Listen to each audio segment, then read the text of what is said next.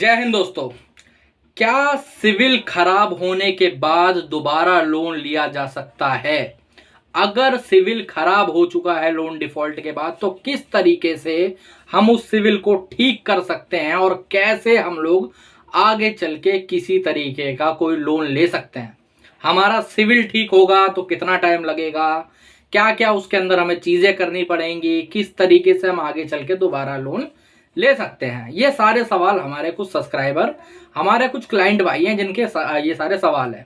वो डेली यही सवाल पूछते हैं कि सर, मान लेते हैं अभी मेरी स्थिति तो खराब है किसी तरीके से, मेरे को मल्टीपल लोन्स हो गए मेरे ऊपर, मेरे को कोई और दिक्कत आ गई है, मेरी सैलरी कुछ दिनों से अटकी हुई है, इसके चक्कर से मेरा लोन डिफॉल्ट हो गया है। क्या सेटलमेंट के बाद मुझे दोबारा लोन मिल सकता है आगे चल के? तो इसका जवाब है हाँ। जी हाँ, आप लोग बिल्कुल सही सुन रहे हो। लेकिन इसके कुछ नियम हैं, कुछ कायदे हैं, कुछ कानून हैं जो कि आपको फॉलो करने पड़ेंगे। जिस तरीके से आगे चल के आपको बड़े लोन मिलने लगेंगे। कई लोग बोलते हैं ना कि सर सिविल एक बार खराब हो जाता है, लोन तो मिलेंगे आगे चल के, सिविल खराब होने के बाद सेटल लिख के आ गया उसके बाद लोन मिलेंगे, लेकिन छोटे लोन मिलेंगे, कोई सिक्योर लोन नहीं मिलेगा, कोई एजुकेशन लोन नहीं मिलेगा, कोई अनसिक्योर लोन नहीं मिलेगा। मैं आप सबको बता देना चाहता हूँ, कोई भी आपका लोन सेटल हुआ हो, कैसे भी आपका सिविल खराब हुआ हो, आगे चल के आपको हर तरीके का अनसिक्योर लोन, हर तरीके का एजुकेशन लोन, हर तरीके का बिजनेस लोन, हर तरीके का सिक्योर लोन मिलेगा बाकायदा। क्या इसकी प्रक्रिया है, किस तरीके से इसको करते हैं, मैं आज आपको ये सबको बताने वाला हूँ, ठीक है। और क्या वैल्यू है सिविल की, क्या आपको एक्चुअली में लोन डिफॉल्ट होने से पहले सिविल को बचाना चाहिए किसी तरीके से, और आपके जो मल्टीपल लोन्स हैं आप एक्चुअली में उनमें फंसे क्यों, ये भी मैं आप सबको बताऊंगा।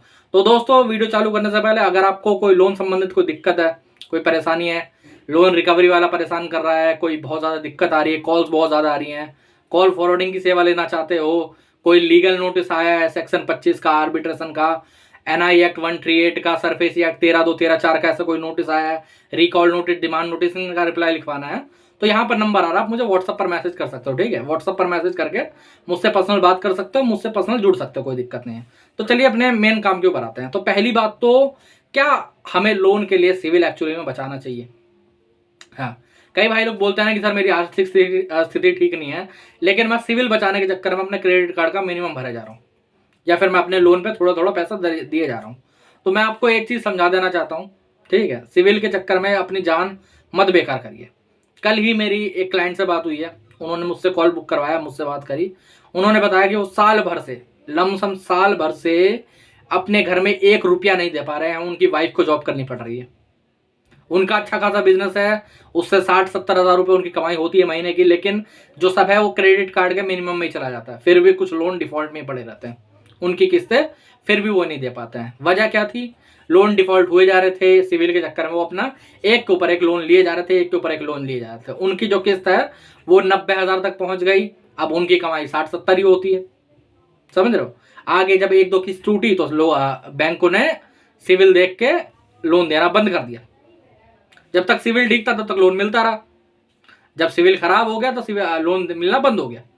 तो अब वो 60-70 हज़ार रुपये जो उनके बच रहे हैं वो सब मिनिमम में वो दिए जा रहे हैं। अब उन्होंने मुझसे पूछा कि सर क्या अब मेरे को क्या करना चाहिए, अब मुझे ऐसे ब्रेक करना चाहिए या मुझे ऐसी मिनिमम भरते रहना चाहिए, क्योंकि मेरे से मेरे घर के हालात देखे नहीं जाते। बीवी काम करती है, 25,000 रुपये उसकी सैलरी है, उसके अंदर ही रेंट भी जाता है, बच्चे की वो भी जाती है फीस वगैरह, सारी चीज़ें, खाना खर्चा, हमारे बहुत बुरे हालात है। तो मैं उन्हें एक ही सजेशन दिया, देखो जान से इंपॉर्टेंट सिविल नहीं है, सिविल आगे चल के ठीक हो जाएगा, आपके हालात ठीक नहीं होंगे अगर आप इस हिसाब से चलोगे तो जो भी भाई सिविल बचाने के लिए अपना वो कर रहा है, लोन मल्टीपल लिए जा रहा है, अब इनका क्या हुआ, इनका 1-2 किस्त टूट गए तो मल्टीपल नहीं है, वरना इसके आगे भी लोन लेते। इनका जो टोटल लोन जोड़ा जाए तो 28 लाख प्लस है। जी हाँ, अगर और मिलता तो और भी ले लेते, 1 करोड़ तक भी पहुंच जाते, कोई बड़ी बात नहीं। मेरे पास ऐसे भी क्लाइंट है जो 1-1.5 करोड़ तक गए हुए हैं, सिर्फ इसी चक्कर में कि शुरुआत में 10 लाख का 20 लाख का लोन लिया, उसके चक्कर में, सिविल बचाने के चक्कर में और भी लोन लेते रहे, समझे। तो अब ऐसे में इसकी स्थिति क्या आती है? देखो सीधी स्थिति है, आपको तुरंत रूप से अपना लोन डिफॉल्ट करना। पैसे हैं तो देते रहो, नहीं है पैसे तो डिफॉल्ट कर दो, कोई बड़ी बात नहीं है। जब खाने खर्चे के पैसे नहीं रहेंगे तो डिफॉल्ट ही करोगे, और क्या करोगे, है नहीं। अब सिविल अगर खराब हो जाता है तो सिविल को ठीक कैसे करा जाएगा, मैं बता देता हूँ। लोन रिकवरी का आप लोग मेरे से जान गए होंगे, रिकवरी कैसे रुकती है, कॉल्स फॉरवर्डिंग कैसे होती है, कैसे कॉल पे बात करना है, इसके ऊपर मैं बाकायदा वीडियो बना चुका हूँ। आज खाली सिविल के ऊपर बात करेंगे। तो देखो, अगर आप कुछ ना भी करो, कुछ भी नहीं करो, तो भी 3 साल बाद आपका सिविल दोबारा से रीस्टार्ट हो जाता है। अभी क्या होता है, मान लेते हैं सिविल जो सबसे नीचे जाता है वो जाता है 300। अगर मान लेते हैं आपका सिविल जो है वो 300 है, और जो सबसे ऊपर जाता है वो 900 जाता है ना। मान लेते हैं 2 व्यक्ति हैं, एक का सिविल 900 है और एक का सिविल 300 है, लास्ट 300 है। अब क्या होगा, अगर वो 3 साल तक कोई ट्रांजेक्शन नहीं करते, कोई वो अलग चीजें नहीं करते, ऐसे ही पड़ा हुआ है उनका, तो 3 साल बाद दोनों का ही सिविल 0 हो जाएगा। जी हाँ, दोबारा से सिविल रीस्टार्ट हो जाएगा। ऐसा क्यों होता है? क्योंकि हर 3 साल में बंदे अपने तरीके से बहुत चेंजेस करते रहते हैं, और 3 साल बाद किसी की जेन्युइनिटी की कोई गारंटी नहीं होती कि इसने 3 साल पहले जो लोन लिया था 10 लाख का, 5 लाख का, उसकी पेमेंट करी थी, 3 साल बाद इसकी स्थिति है कि नहीं है, तो दोबारा से रीस्टार्ट होता है 0। लेकिन अब हर किसी के पास 3 साल का टाइम तो है नहीं। मान लेते हैं आपका बेटा है, आपको होम लोन लेना है, एजुकेशन लोन लेना है, ऐसे में आप क्या करें? सिक्योर अनसिक्योर लोन के लिए तो एक बार वेट भी कर लोगे, या चलो मान लो आगे चल के कोई मेडिकल इमरजेंसी आ जाती है, उसके लिए आपको तैयार रहना है कि आपको आगे चल के लोन मिल जाए 1 लाख 2 लाख रुपए का, ताकि आगे चल के आपकी मेडिकल इमरजेंसी निकल जाए। ऐसे में आपको क्या करना चाहिए? देखो, जैसे ही आप सेटलमेंट कर लेते हो, मान लेते हैं आपने जनवरी में अपनी सेटलमेंट कर ली, आपका सेटलमेंट लेटर आ गया, आपके एनओसी आ गया, एनडीसी आ गया, आपके अकाउंट पे सेटल लिख के आ गया। ओके, अब कई भाई लोग बोलते हैं कि ये सेटल हट जाता है, और कई बोलते हैं ये चीज नहीं हट पाता है। तो इसके है ना कुछ अलग है, 50-50 है। कुछ अकाउंट्स में से सेटल हटाया जा सकता है और कुछ में से सेटल नहीं हटता परमानेंटली, लेकिन दोनों में आपको घबराने की जरूरत नहीं है। मैं बता देता हूं क्यों। अब आपको क्या करना है, अगले ही मंथ आपको एक सिक्योर क्रेडिट कार्ड लेना है। एफडी वाला जो क्रेडिट कार्ड होता है वो लेना है। आप चाहो तो 2000 का ले सकते हो, वरना 5000, 2 से 5 के बीच में अच्छी रेंज वाले मिल जाते हैं, कोई दिक्कत वाली बात नहीं। आपको उन दोनों में से एक वो लेना है, और उनको बाकायदा हर मंथ यूज करना है, कम से कम 3 महीने के लिए। कैसे यूज करना है? 30% से नीचे रखना है। एक बुड़बक ने क्या काम करा था मैं बता रहा हूँ, बिहार के रहने वाले थे वो, उन पे मैंने बोला कि एक सिक्योर एफडी वाला क्रेडिट कार्ड बनवा लीजिए। उन्होंने बोला सर 10,000 की मैं एफडी करवा देता हूँ, 10,000 का कार्ड बनवा लेता हूँ। 10,000 का कार्ड बनवाया और उन्होंने 9,000 की शॉपिंग कर डाली हर महीने, भरे भी, लेकिन तब भी उनका सिविल गिराई, उठा नहीं। क्यों नहीं उठा? क्योंकि 30% से नीचे उनको एक्चुअली में यूज करना था। आप 30% से नीचे यूज करो, 2000 का कार्ड भी है तो 30% से नीचे यूज करो, कोई दिक्कत वाली बात नहीं, कोई परेशानी वाली बात नहीं। ओके, आप 30% से नीचे यूज करेंगे, 3 मंथ लगेंगे, 3 महीने के बाद आपका जो सर्कल है वो दोबारा बढ़ेगा। मान लेते हैं सिविल 300 है, 400 जाएगा, 450 जाएगा। आप एक सर्कल और चलाओ, 6 महीने हो गए, वो सिविल उठ के 600 पहुंच जाएगा। सच्चाई बात है। अब कई लोग बोलते हैं कि सेटलमेंट की वजह से बहुत ज्यादा गिर जाता है। ऐसा नहीं है। जब सेटलमेंट आपका लोन नहीं हुआ है तब आपका सिविल गिरता है, लेकिन जब सेटल हो जाता है तो वो यहाँ रुक जाता है, रुक गया, अब ना ऊपर जाएगा ना नीचे जाएगा, वहां पर बात खत्म। सेटलमेंट के बाद अगर सारे लोन आपने सेटल कर लिए हैं तो या तो ऊपर जाएगा या नीचे जाता है ना वैसे, लेकिन वहां पर रुक जाएगा, वो खत्म कहानी। अब जब सिक्योर क्रेडिट कार्ड बनाओगे, एक सिक्योर लोन आ जाएगा, थोड़ा ऊपर जाएगा। 3 महीने के सर्कल में पेमेंट करोगे तो और ऊपर जाएगा। ऐसा 6 महीने आपको लगेंगे पेमेंट करवाने में कम से कम। 6 महीने बाद आपका सिविल लमसम नहीं तो 750 तक पहुंच जाएगा।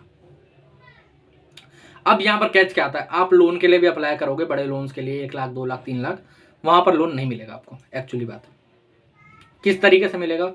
बहुत सारी एनबीएफसी हैं, बहुत सारी, और बहुत सारे बैंक हैं। ज्यादातर मैं बोलूंगा जिस बैंक से, जिस एनबीएफसी से आपने लोन डिफॉल्ट करके सेटलमेंट करी है उसमें आपको ट्राई नहीं करना, जिससे नहीं करी उसमें ट्राई करना है। आपको 2000, 5000, 6000, 10,000 ऐसे लोन मिलेंगे। आपको उनकी 3 महीने की किस्तें बनवानी है। ओके, आपको उनकी 3 महीने की किस्तें बनवानी है। आप उनको बनवाओ और उनको 3 महीने टाइमली पे करो। चाहो तो उसका फोरक्लोजर भी कर सकते हो जल्दी, कोई दिक्कत वाली बात नहीं है, लेकिन 3 महीने ज़्यादा बेटर ऑप्शन रहता है। आप एक बार इसको करते हो तो उसी बैंक से आपको एक बड़ा ऑफर मिल जाएगा। मैं सेम एक चीज़ बताता हूँ। हमारे क्लाइंट है अशोक मूर्ति जी, ठीक है, वो हैदराबाद तेलंगाना के हैं। उनके साथ क्या हुआ था मैं बता रहा हूँ। उनका सेम प्रोसीजर हमने करवाया। उनको जो सेम बैंक है वहाँ से पहले 6,000, 10,000 का लोन मिला, 2 मिले थे, एक 6,000 का मिला, फिर 10 या 12,000 का मिला था, फिर उसके बाद सीधे ही 1 लाख पे पहुंच गया। अब जब उन्होंने वो लोन लिया उसके बाद भी उसकी टाइमली पेमेंट करी तो आगे चल के उनके सिक्योर और अनसिक्योर दोनों दरवाजे खुल गए। जी हाँ, अब उनके बेटे का जो है वो एजुकेशन लोन भी चल रहा है। एक्चुअली जो मेन काम था वो एजुकेशन लोन का ही था कि एजुकेशन लोन उनके बेटे को मिल जाए। हाँ, वो सिक्योर बेसिस पे थोड़ी गारंटी ज़्यादा लगी, लेकिन कोई दिक्कत नहीं। अब आगे चल के अगर उसकी पेमेंट भी वो टाइम पे करता है तो उन्हें और जो सिक्योर लोन है, अनसिक्योर लोन है, वो भी मिलता रहेगा टाइम टू टाइम। तो इस तरीके से आप अपनी सिविल बनवा सकते हो, इस तरीके से आप पूरा प्रोसीजर कर सकते हो। सेटलमेंट के बाद सिविल एक जगह पे रुक जाता है, आपकी मर्जी है, आप उसको बढ़ाओ ना बढ़ाओ, क्या तरीका लगाते हो क्या नहीं लगाते हो। ये प्रॉपर तरीका मैंने आपको बताया, ये तरीका आप फॉलो करते हो तो आपका सिविल एकदम बेटर हो जाएगा, एकदम अच्छे तरीके से आपको लोन मिलने लगेगा। शुरुआत में आपको छोटे लोन मिलेंगे, आप उनको देख के घबराओ मत, उनको देख के टेंशन मत लो। आप 6,000 5,000 के लोन लो, उसे टाइमली पे करो, ठीक है, उसे टाइमली पे करो। कई लोग क्या बोलते हैं कि यार 10,000 का लोन मिल रहा है, क्या करूंगा लेके। मेरे भाई उसे पे करेगा तभी तो बैंक को भरोसा आएगा। वो 10,000 का क्यों दे रहा है? अगर तेरा सिविल शुरुआत से सही होता तो तेरे को एक्चुअली मैं लाख रुपए पहले दे देता हूँ, लेकिन उसे शक है कि अगर मैं लॉस खाऊंगा, बैंक या एनबीएफसी है उसको शक है कि मैं लॉस खाऊंगा तो कम खाऊं।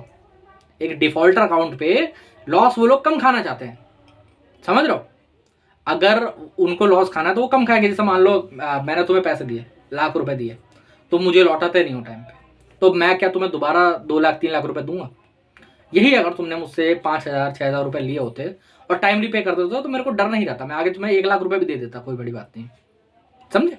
ये होती है साइकोलॉजी, ये होता है तरीका। इस तरीके से आपको अपना सिविल ठीक करना है। बहुत लोगों की सिविल मैंने ऐसे ठीक करवाए हैं, सब लोगों को अब सिक्योर लोन अनसिक्योर लोन में मिलता है और बहुत अच्छे तरीके से मिलता है। कोई भी अगर आप पे कहता है कि सिविल इस तरीके से ठीक नहीं होगा, आगे चल के एक बार लोन ले लिया दोबारा कभी लोन मिलेगा नहीं, ये नहीं होगा वो नहीं होगा, उनकी बातों पे इतना विश्वास मत करें। सेटलमेंट के बाद दोबारा लोन मिलता है, बहुत ही अच्छे तरीके से मिलता है, आपको बिल्कुल टेंशन लेने की जरूरत नहीं है। और सिक्योर लोन तो बहुत ही अच्छे तरीके से मिलता है। कई लोग बोलते हैं ना कि सिक्योर लोन नहीं मिलेगा, होम लोन नहीं मिलेगा, ये नहीं मिलेगा वो नहीं मिलेगा। मेरे भाई सब मिलता है, तरीका होना चाहिए, आपको एक्चुअल तरीका पता होना चाहिए। अगर आप तरीके से लोन लोगे तो आपको मिलेगा। सिक्योर लोन के पास तो सिक्योर लोन में तो उनके पास गारंटी भी रहती है, इसलिए उनको कोई डर नहीं रहता, वो ऐसे दे देते हैं, कोई दिक्कत वाली बात नहीं है। लेकिन आप डिफॉल्टर है तो आपको ये चीजें फॉलो करनी पड़ेंगी। इस तरीके से आपको अपना लोन अपना सिविल ठीक करना पड़ेगा। ओके दोस्तों, आज के वीडियो में तो नहीं, अगर वीडियो अच्छा लगा हो तो चैनल को सब्सक्राइब जरूर कर लेना। अगर और कोई दिक्कत है, और कुछ जानना है, और कुछ मुझसे बात करनी है, और कोई हमसे सर्विस लेनी है, कोई लीगल नोटिस का रिप्लाई लिखवाना है, कुछ भी करवाना है, यहाँ पर नंबर आ रहा है, मुझे व्हाट्सएप पर मैसेज कर सकते हो। ठीक है, जय हिंद।